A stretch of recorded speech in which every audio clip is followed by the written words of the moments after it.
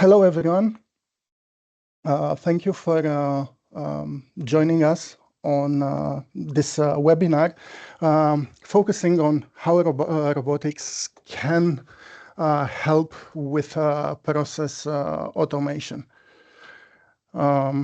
This webinar is part of a series of webinars delivered by the William J. Clinton Leadership Institute at Queen's Business School and the Digital Transformation Flexible Fund to support the digital transformation of local, micro, and small businesses. So as you can see, that there is a sequence of 8 webinars. We are halfway through that sequence. It started with a webinar focusing on digital transformation, and then we started moving through the 6 technologies funded through the Digital Transformation Flexible Fund, which are big data, Internet of Things and smart technologies, robotics and cobotics, artificial intelligence and machine learning, immersive technologies, virtual reality and augmented reality, blockchain, and lastly, we have a session which is meant to help organizations develop their digital strategy. Okay, so please do consider attending any of the relevant webinars. In terms of introductions, so my name is Andrei Gurka. I'm a senior lecturer in strategy and innovation management at Queen's Business School, and I will later be joined by David Webb from Reliance Automation. So I will give a brief overview of the Digital Transformation Flexible Fund. Then I'm going to talk a little bit about robotics, cobotics, just to provide an introduction, and then David will jump in and he will discuss the challenges that small organizations have with implementing robotics and cobotics, and also provide some case examples which should serve as inspiration. So the Digital Transformation Flexible Fund is a grant scheme that aims to stimulate digital transformation in micro and small businesses in Northern Ireland, and it comes in the recognition of the financial struggles that these small organizations have and their difficulty in adopting technology. So the purpose of this funding scheme is to help small organizations actually buy the relevant technologies and implement them in their businesses. Very importantly, this is about business transformation rather than simple digitization of operations. By business transformation, we're looking at developing and implementing new processes, coming up with new or improved products or services, restructuring the organization to account for these changes, as opposed to a mere digitization of certain operations. So, for example, if you're thinking about starting issuing digital invoices, that would not really count as a business transformation, and it will not be funded through the Digital Transformation Flexible Fund. The fund provides funding for capital expenditure.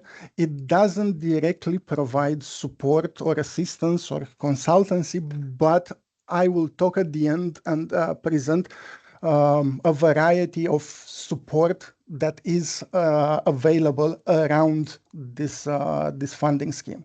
So overall, the Digital Transformation Flexible Fund is a pot of £7.5 million in capital funding spread into 5 different calls. We are now between call number 3 and call number 4.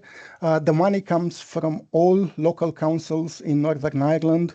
It is administered by the Newry-Morn and Down district councils and supported by InvestNI. In terms of eligibility, micro and small businesses with 1 to 48 employees based in Northern Ireland are eligible. These companies have to be VAT registered for at least 12 months. The funding is open for all industry sectors, excluding primary agriculture, forestry, and fisheries. When companies apply for the funding, they have to present an actual digital transformation plan, which should be centered around 6 key technologies, which are big data, Internet of Things, and smart technologies, robotics and cobotics, immersive technologies, virtual reality, augmented reality, artificial intelligence and machine learning, and lastly, blockchain would be the 6th technology. As I already mentioned, it's about funding capital expenditure, so buying equipment, hardware, devices, or developing systems and software. So, for example, basic office equipment is not covered by this funding. Also, subscription fees to access databases or any kind of, let's say, online tool are not covered by this grant. Lastly, the applying organization should meet relevant de minimis criteria, which essentially means that the funded organization should not have received more than £325,000 in subsidies or governmental funding over the last 3 years. The grant process consists of 6 stages. We are now before the first stage, so we are between calls now. Call number 3 has ended. Call number 4 will start in February or March next year. So once the call is out, we will be conducting pre-application briefing sessions in person at all district councils in Northern Ireland. And following that, there is a process of expression of interest. If your company is deemed eligible, then it will be invited to stage 3 to apply to make a formal application for funding. These applications will be then assessed by the local councils and by the Clinton Leadership Institute at Queen's University Belfast, and the successful applications will receive a letter of offer. At this point, companies are invited to actually go ahead and buy the technology and implement it. It's important to point out that in the first instance, the companies will have to cover all the expenditure. At the end of the implementation stage, money can be claimed back from the Digital Transformation Flexible Fund. The amount of funding is between £5,000 and £20,000, excluding VAT, and this amount of money should represent up to 70% of the total value of the project. The companies themselves will have to fund the remaining 30% of the cost of the project. As I said, we are between calls. Call number 4 will start February or March next year. However, as a change in the process from the previous calls, you can now at any time express your interest in this funding scheme. So to do so, you can either scan the code bar on the screen or simply go to dtff.co.uk, find more information about the funding scheme, and make your formal expression of interest on the website. Moving towards today's webinar, as I said, I will briefly provide an overview of automation, robotics, cobotics, talk about the applications, and then I will hand over to David, who will talk about challenges that companies are facing when it comes to implementing these technologies, how these challenges can be overcome, and provide some case examples. At the end, I will step back in and tell you a few things about the support that is available for organizations. So some of the key concepts will be automation, which clearly means using machines or technologies to perform tasks with minimal human intervention. And robots are those machines which can be pre-programmed to perform a number of tasks. Now, robotics have been around for close to 100 years now. The first robot was introduced in the 1930s, and it was a crane that was moving logs from one place to another. And it was programmed with sheets of papers with holes punched into it. Now, the first industrial robots were deployed in the early 60s. The first robotic arms were called Unimate, were produced by a company called Unimation, and were deployed on the production lines of General Motors. From that point on, robots and automation became the norm in many industries, especially in manufacturing industries.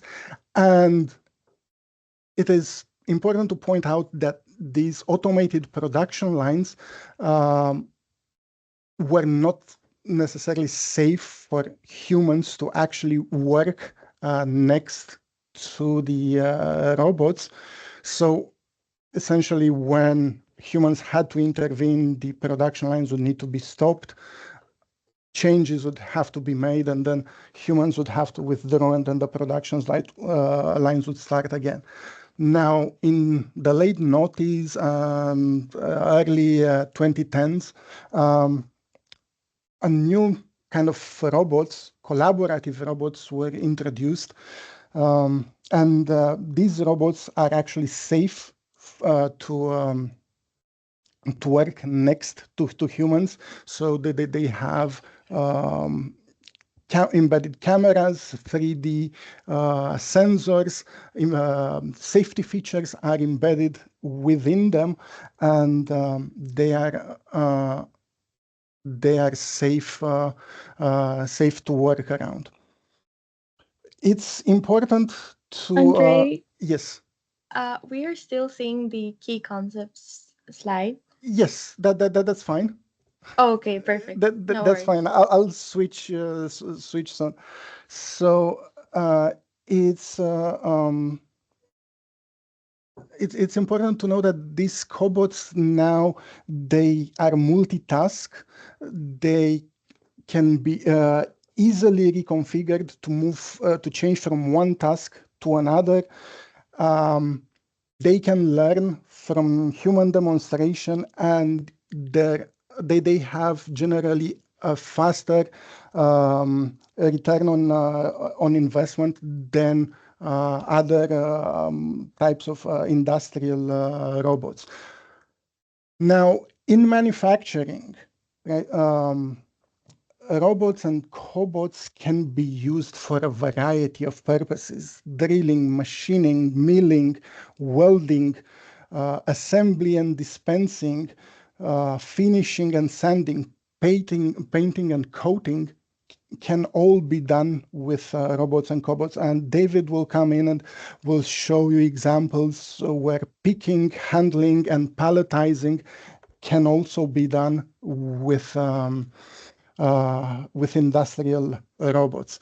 Now, if your organization is not really in manufacturing, there are numerous applications for robots in other industries. For example, in construction, and you can see on the top left-hand side a robot that is doing paintwork. On the bottom left, there's a robot that's laying out bricks. In the middle, a robot that's drawing blueprints on a floor of a construction site, and then workers will come in and start their work there.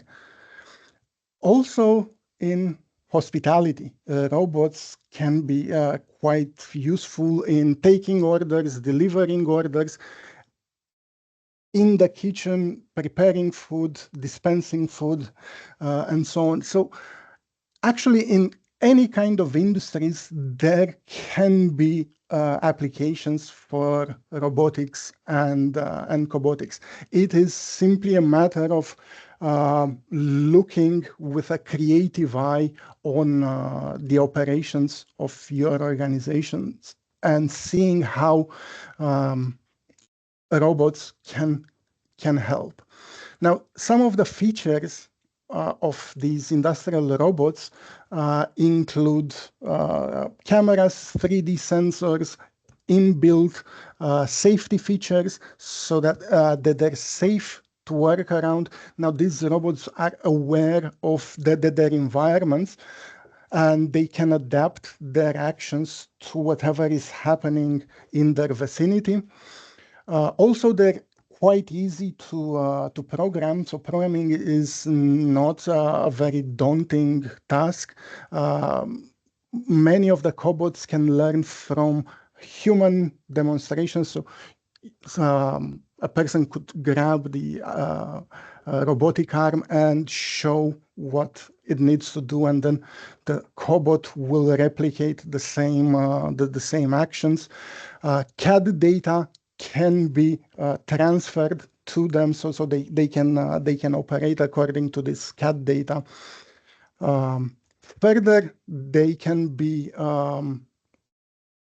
connected to other sensors within the production site. They can be integrated within ERP systems or MRP systems. Importantly, they have reduced weight, so they can easily be moved from one place to another on the shop floor. Some of them, they are multi-purpose, so they're quite versatile, and that is important because it can help. They can help saving space on the shop floor. So what traditionally was a process where a product or a component would move from one workstation to another, now we can see multiple tasks performed within a single location, within a so-called cell. And that can help reducing the footprint on the shop floor. Relating to this, there is a trend with many corporations moving towards the idea of micro plants or micro factories. And these micro plants are deployed even within established industries like the automotive industry. Lastly, it's important to point out the cost, which over the past decade has been decreasing. So the average cost of an industrial robot has dropped from the equivalent of about 47,000 US dollars to about 23,000 US dollars in 2022. Which means that the average industrial robot or cobot would be within the scope of the 20,000 pound grant provided by the Digital Transformation Flexible Fund. Of course, that doesn't include installation costs, which probably will have to be covered by each organization separately. In terms of benefits that can be gained from deploying these robots, there are reduced operational costs, reduced waste, reduced material usage, reduced errors, reduced energy consumptions. There are gains in terms of quality, precision, accuracy, gains in terms of productivity, speed, volume, the possibility to have a 24/7 operation capacity, and that there are improvements in safety. Right? So if there are operations that are hazardous in any way, right? They require strength, endurance, the use of dangerous tools or harmful material. This is where robots can be deployed very effectively. Now, since this is a funding scheme for micro and small organizations, it's important to point out that for this type of organizations, full automation is not really an option, and it should not be an option. Ideally, this type of organization should be looking at partial automation. So the reasons are fully automated production lines can be very, very expensive. And for small organizations that deal with small volumes of production, it will become impossible to break even using fully automated production lines. Even more, there's going to be a loss in flexibility. So small organizations would need flexibility to easily move from one batch of products to the next to provide higher customization for their customers. And that cannot be really achieved with fully automated production lines. Ideally, you should consider what is the choke point in your operations, the most difficult, challenging task, the one that requires accuracy, precision, endurance. That is probably the point in your operations where you should consider the introduction of robots, and then consider moving your workers towards other value-adding tasks like hand finishing, customization, after-sales support, which will help you differentiate from competitors. And one last point from me before I hand over to David. You should consider why you are looking to introduce robots, cobots in your operations. So what do you hope to achieve in doing that? And the why question is more important really than what type of robots should you get, how to implement them, because you can find support for that in a variety of places. But to answer the why question, you need to have some sort of a strategic outlook towards your operations. So you should consider developing some competitive advantage. And that competitive advantage for small organizations should be around quality, about differentiation, about customization.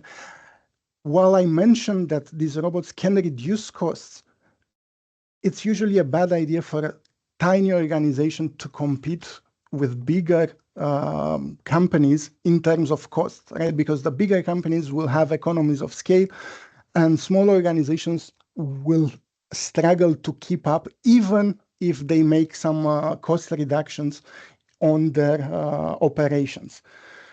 So for that reason, it's best to to consider introducing robots, cobots, to get some sort of competitive advantage around quality and customization. Also, you should consider how these robots impact your workflow, your processes, and how you will change these workflows and processes once you integrate the technology. Also consider how this may help you make better use of resources, right? Deploying workers in different value creating areas and making better use of your real estate, of your shop floor. And lastly, make sure that this investment makes financial sense. And luckily, there are quite a number of robot return on investment calculators available online free of charge. So you can put in the total system cost, the expected productivity gains, the cost of scrap parts, the expected downtime. And with that, you can figure out your break-even point, your total operation and operation costs and profits with and without the investment. So that should help the decision making. I will now hand over to David, and he will come in and talk about the challenges that are usually faced and provide some case examples for inspiration.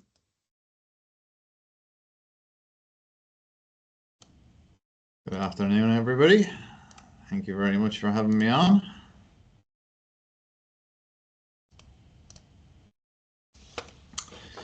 So, just to give a brief introduction to myself, David Webb is my name. I'm the manager of Reliance Automation.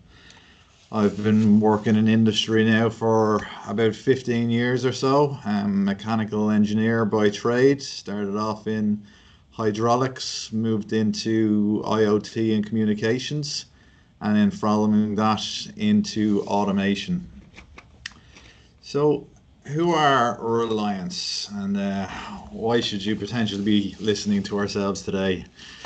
So Reliance is a nearly 100-year company now. Next year we'll be celebrating our centenary, and it started off as a gear cutting company back when the Ford Model T was being manufactured in Ireland.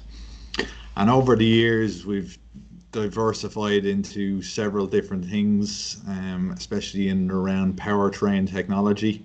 So now the core company has bearings, gearboxes, belts, pulleys, and as those years passed by in around the 1970s or so, bearings moved on to linear bearings, which then moved on to servos, which then moved on to controls and robotics.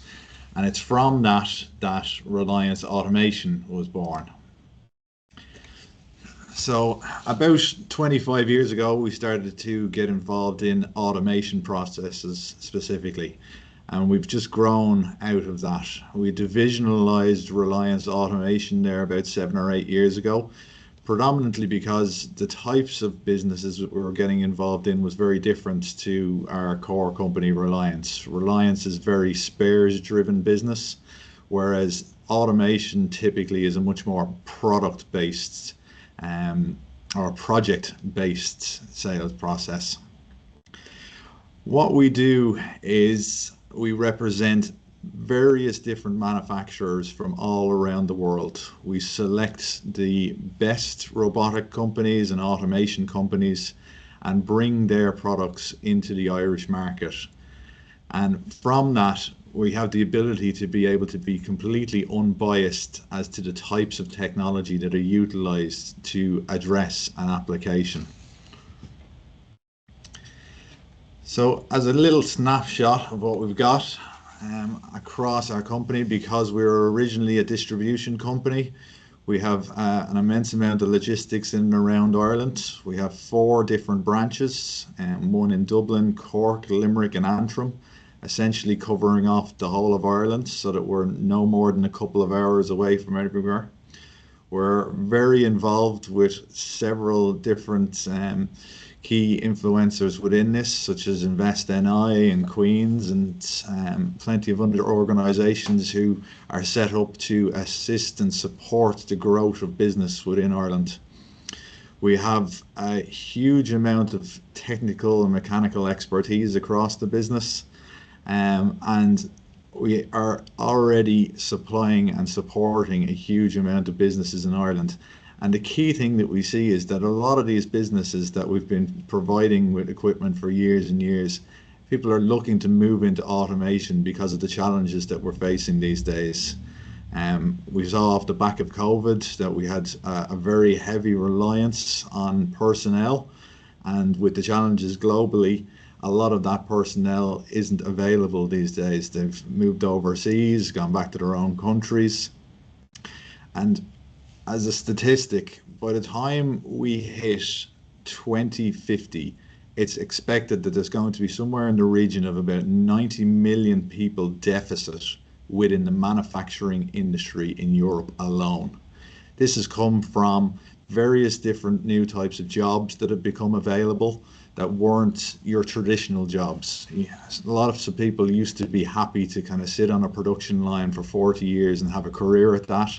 There wasn't the opportunity to become programmers, social influencers, all these other types of jobs that have come up in these years that are a little bit more attractive than just sitting on a production line lifting boxes or putting things into even making cupcakes and the rest.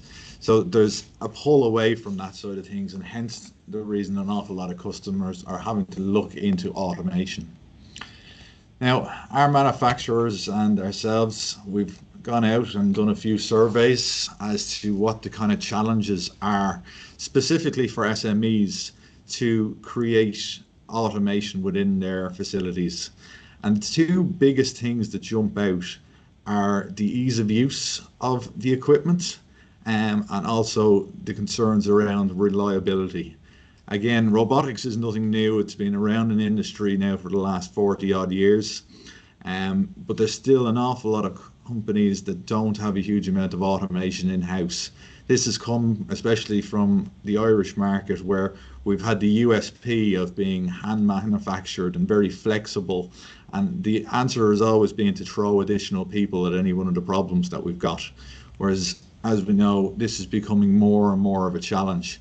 And also the reliability of the equipment. While there is no real question in the quality of an awful lot of these products, putting them together as a system and getting that system to actually work to produce to what it is that you need to do, that tends to be the biggest challenge. I had one example there very recently, a customer who's been working in manufacturing for 15 years. They've installed 50 plus machines across various manufacturing lines.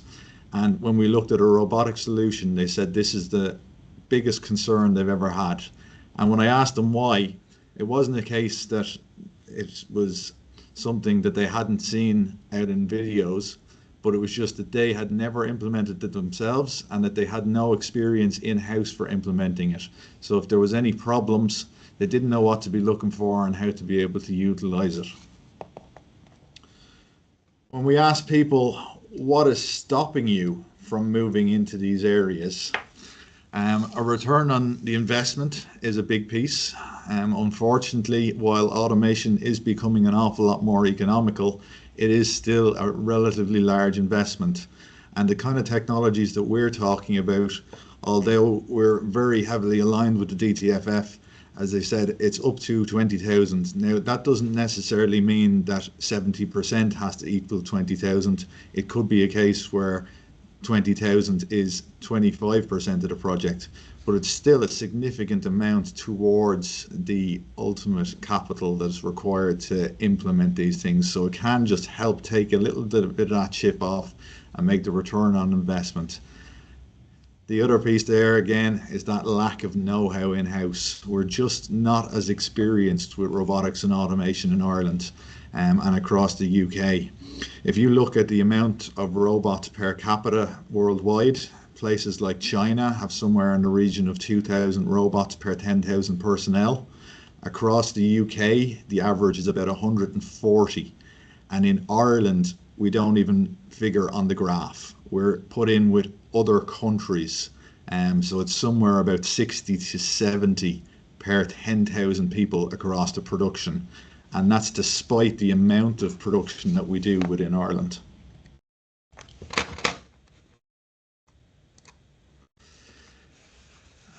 Looking at the types of technologies that people are looking to get involved in, you can actually see from our own surveys and one from our manufacturers, there's a very heavy alignment with the different areas that the DTFF are looking at specifically.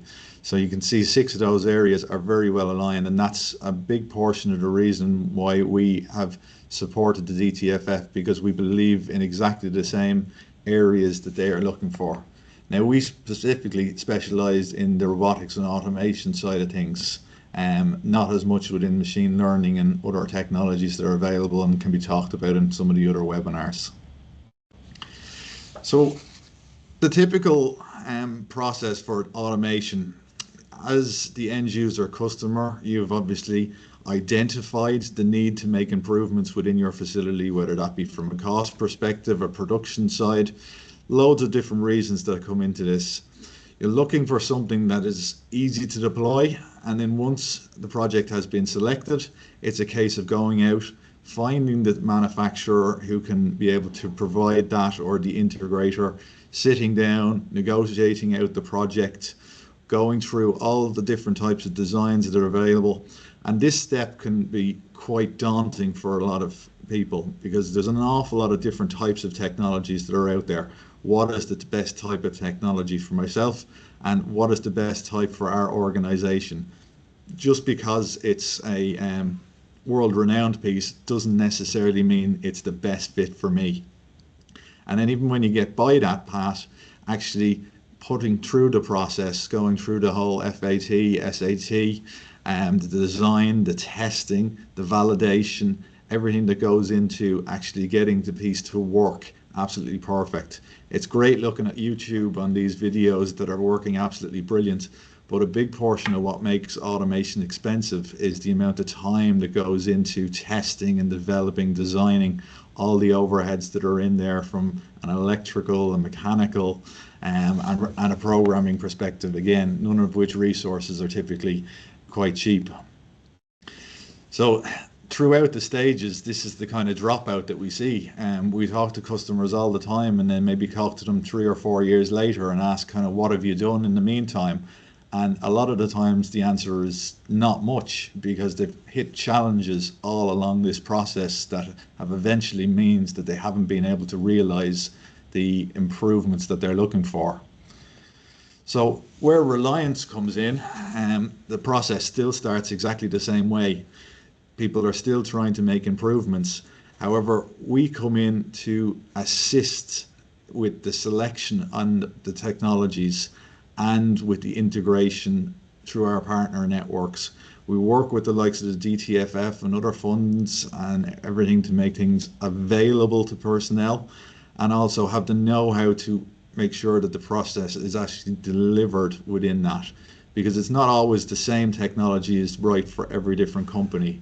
It depends on the size, it depends on the activity, and just as Andre was talking to there earlier, quite a lot of what we would say is maybe don't actually look at the bottleneck within your process. The bottleneck might be something that you have personnel with.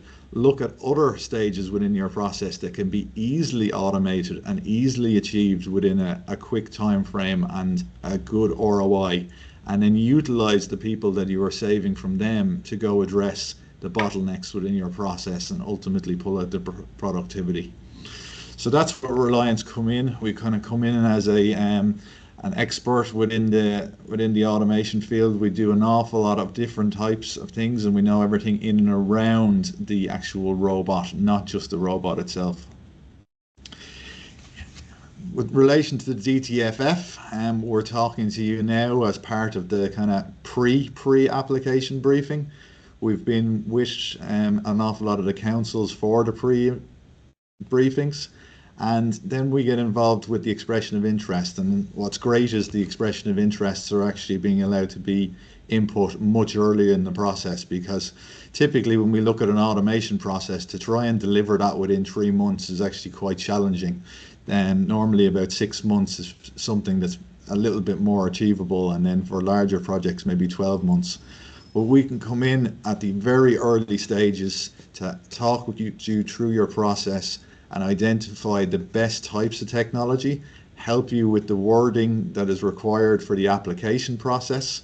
We of course step away once the process is submitted and you're waiting for your letter of offer, and then once the letter of offer is approved, we can then get back involved in the actual implementation of this through our manufacturers and through our integration and commissioning partners. So to just have a look at a few of the different types of projects that we've been involved in, palletizing has been a very, very common one that we've looked at across the DTFF. In terms of robotics, palletizing is probably one of the most standard applications that we can do at this stage. And the great thing about it, especially when we look at it from a collaborative robot perspective, is that it's a very, very flexible process. Again, coming back to not looking at stuff for mass batch production, there's plenty of processes out there that have multiple different SKUs, are changing on a regular basis, and need the ability to have that flexibility within the process. So having a robot that can easily switch between different batches and free up a personnel from that repetitive strain of lifting boxes the whole time, or just sitting there waiting for a box to come down a line, allows somebody to be repurposed somewhere else within the factory and moved on to more productive work than just lifting a box.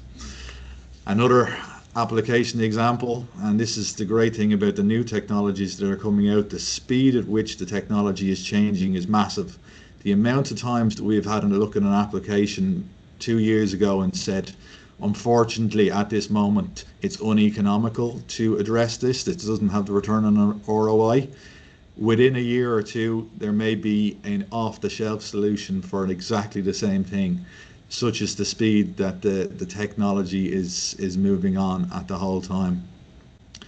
The collaborative robot side of things is also great because typically they don't take up the same footprint as the industrial robots, and they also have the ability to be able to work alongside personnel, not necessarily with the same amount of safety fencing and caging, purely because they have safety features built into the robots themselves.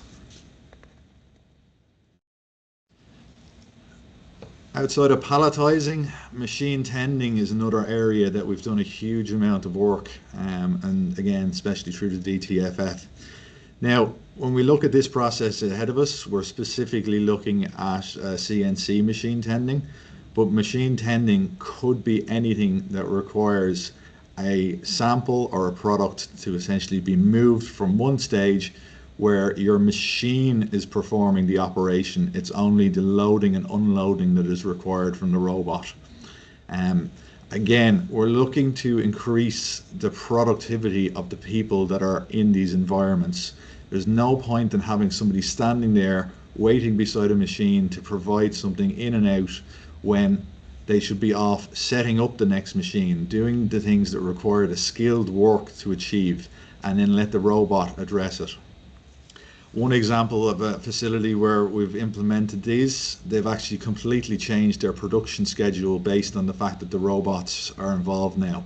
So instead of having one personnel looking after 2 or 3 machines, they have one person looking after about a cell of 8 or 9, and then several robots within that. So they're spending a half an hour setting up the tooling, and then the robot goes ahead and does the work then afterwards. It also allows them to do things like work after hours, so the robots can be used in a lights out scenario, whereby the next morning somebody comes in and there's all the work is being produced for them, and then they can just move on to another task.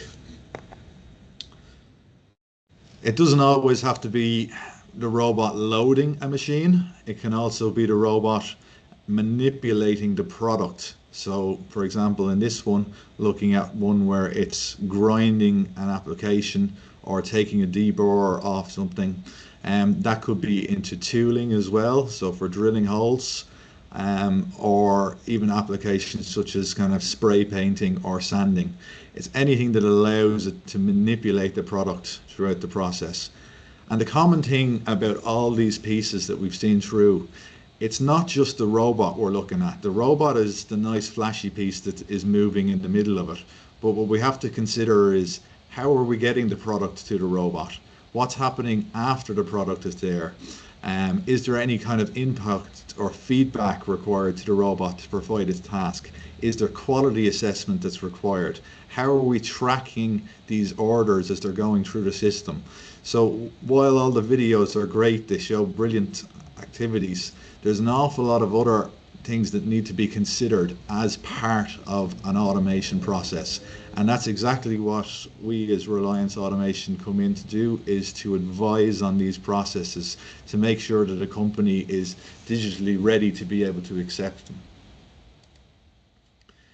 Now, not every robot has to be your standard 6-axis robot. Okay, so in this video, you will actually see a number of single-axis robots that have all been put together to make a several-axis machine. So within this one, there's actually probably more than 6 axes, but as you can see, it's performing multiple tasks within there. So it's not always a case whereby a 6-axis robot is required. A 6-axis robot provides an awful lot of flexibility, but sometimes it's more economical to provide it up of a lot more small pieces and utilize that to achieve a task.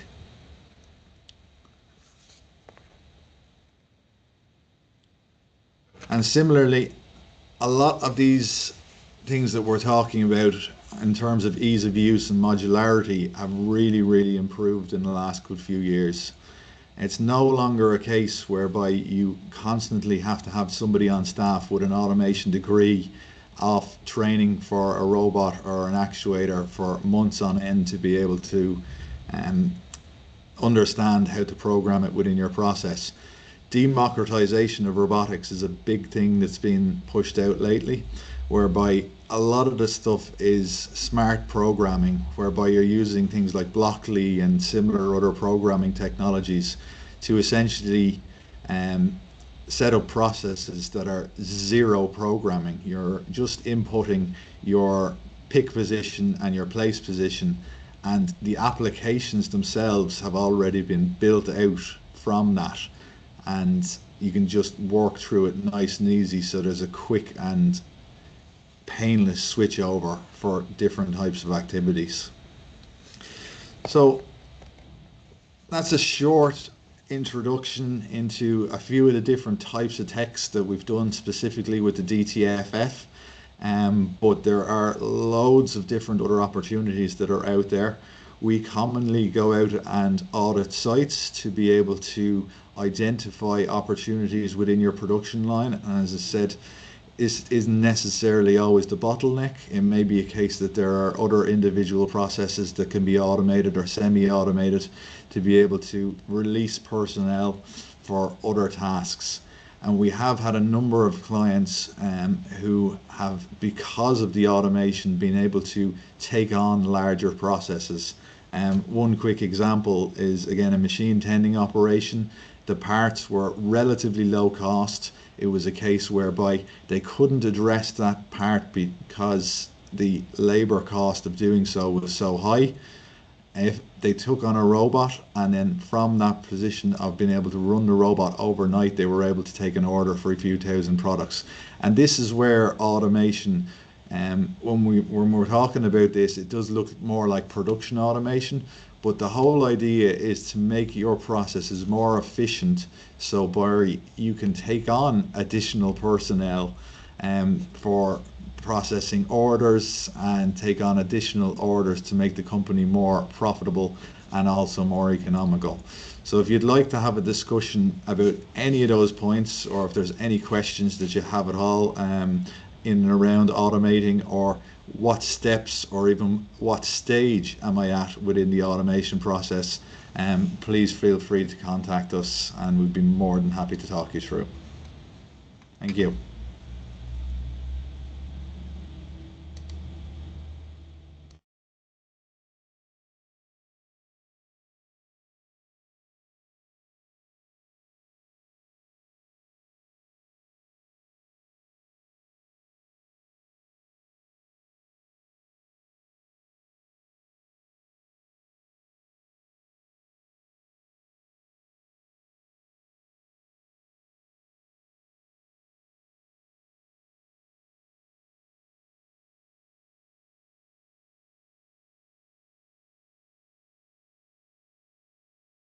So thank you, David, for this. I will take just a couple of more minutes of your time to introduce you to the support that's available for the DTFF funding scheme.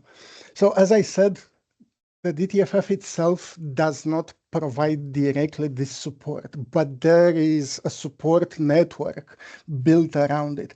So you can contact Queen's University Belfast through the Clinton Leadership Institute or through the Advanced Manufacturing Innovation Center.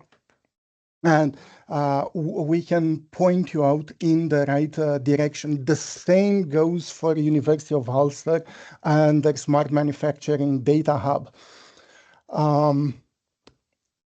At this point, the further education colleges across Northern Ireland, they are involved in this funding scheme, and they have dedicated teams who can help companies find relevant solutions for their problems and tailor their applications so that they can increase the chance of support. Also, local authorities, they have the Go Succeed program, and there is available support through Innovate NI. At Queen's, for the purpose of developing staff in the direction of digital transformation and so on, we have small programs that are customized and designed specifically to meet the needs of companies. So we have programs in terms of leading strategic change for digital transformation and emerging technologies. And these programs can be tailored to meet the needs of the interested companies. Also, all these webinars are available online on the YouTube channel of the Clinton Leadership Institute. So you can scan that barcode and access it, and you will see the entire series of webinars, not just the series, but also the previous series of webinars. And lastly, please consider attending the other webinars as well if they seem relevant for your organization. Now, I think for the last few minutes, we can take any questions if there are any. So if you have questions, please feel free to unmute your mic and tell us what your concerns are.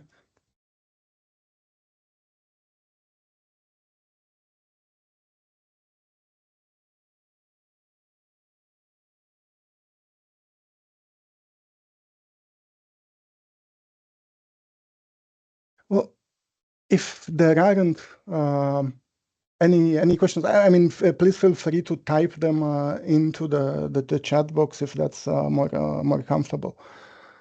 But if there aren't any questions, I'd like to thank you for attending this webinar.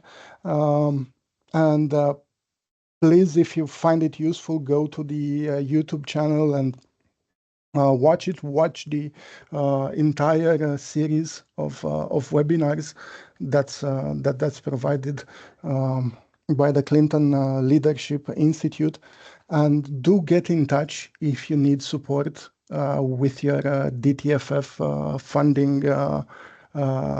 funding application. So thank you very much, and good luck.